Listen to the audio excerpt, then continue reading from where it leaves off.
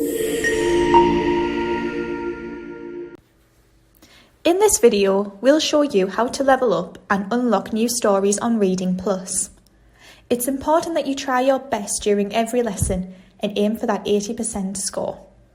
If you score 80% on 2 lessons in a row, you earn a combo.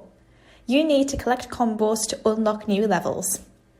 When you unlock new levels, you have brand new stories to read.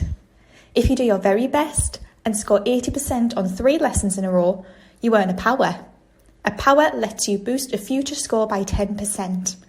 This could let you boost a 70% score to 80%, and then you get more combos. So remember, aim for 80%, collect lots of combos, boost your scores with powers, and unlock new levels and exciting new stories.